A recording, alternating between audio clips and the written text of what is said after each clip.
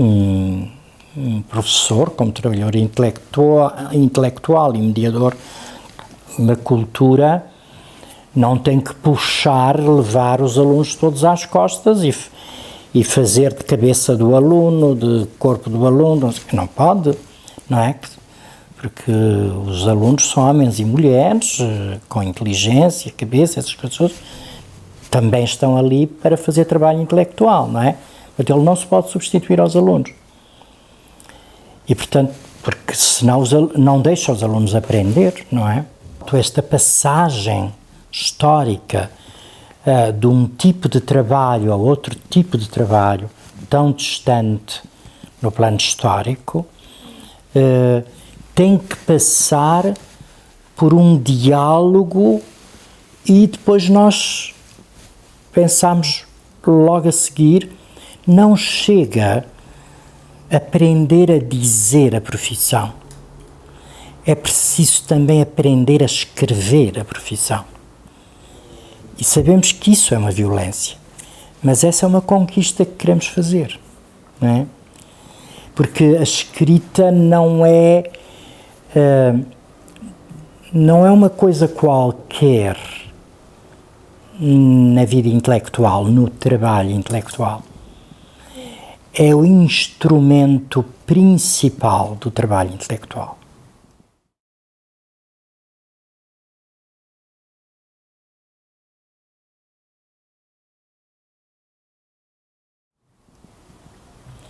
Então, se é o instrumento principal do trabalho, ele tem que ser dominado por uma pessoa que é um trabalhador intelectual, por excelência.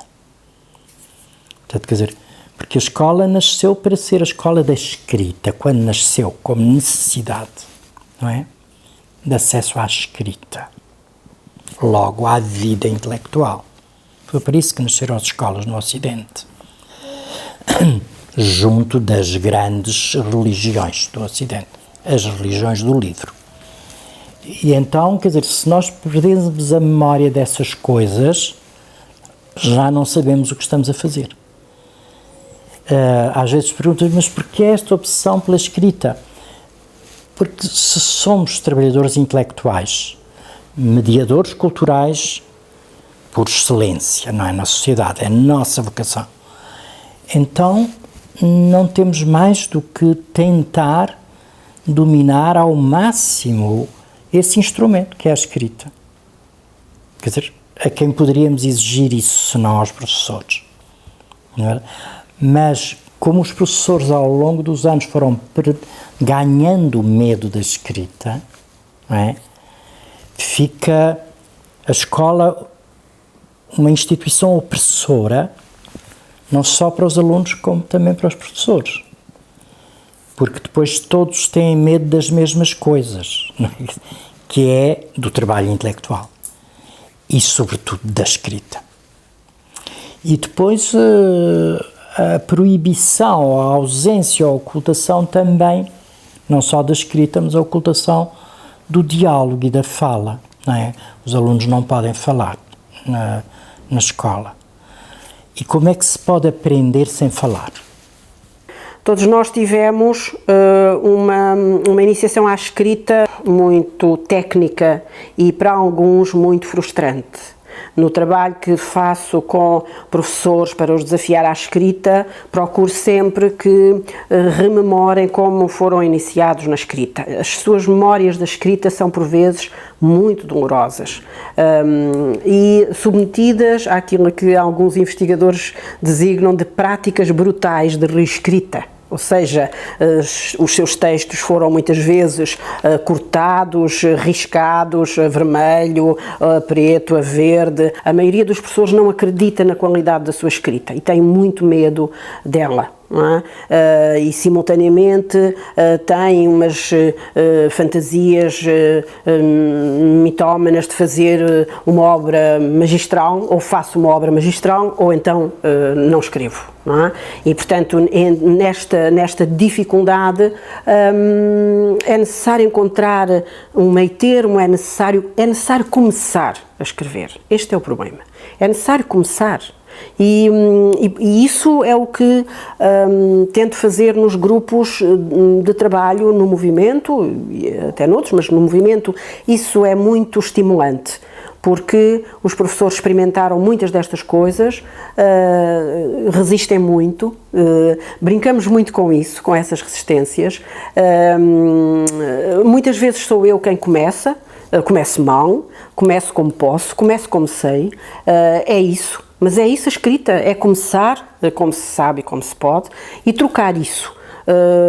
Os outros poderem trazer também escritos sobre, inicialmente, sobre as suas práticas, sobre o modo como veem a vida, pode ser, não tem de ser obrigatoriamente e só sobre a sua prática profissional, e depois trocarmos muito, refletirmos muito sobre isso, criticarmos-nos, propormos outros modos de fazer.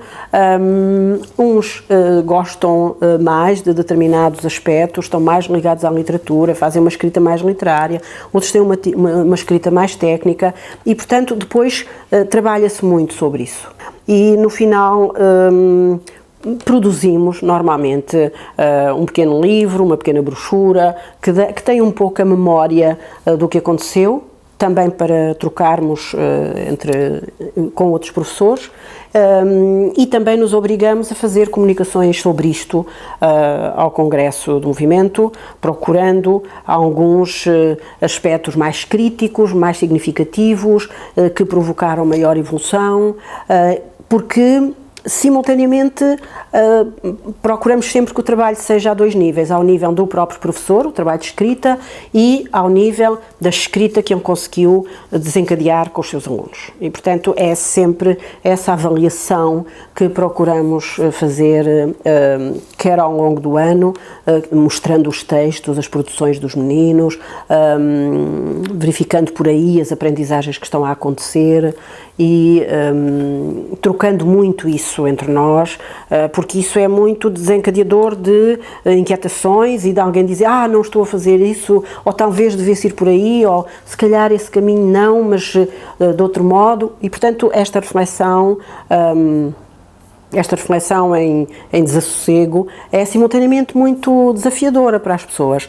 Espanto-me sempre como às vezes saem de lá do grupo em dificuldade e não desaparecem. Por vezes no movimento diz, vocês só querem saber da escrita, não querem saber da leitura. Não, isso não é verdade. Os autores estão sempre, não é? Os autores são aqueles com quem se pode dialogar e ir mais longe no diálogo, não é? E depois há autores tão fabulosos que refletiram tanto e que nos explicam tanto como a escrita acontece, como, por exemplo, grandes autores brasileiros. Eu recordo sempre, e recordamos sempre, e trabalhamos muito, a reflexão de Clarice Lispector, que no final do seu livro, O Livro dos Prazeres, dizia: eu pensei que não conseguia escrever este livro, mas eu sou mais forte do que eu.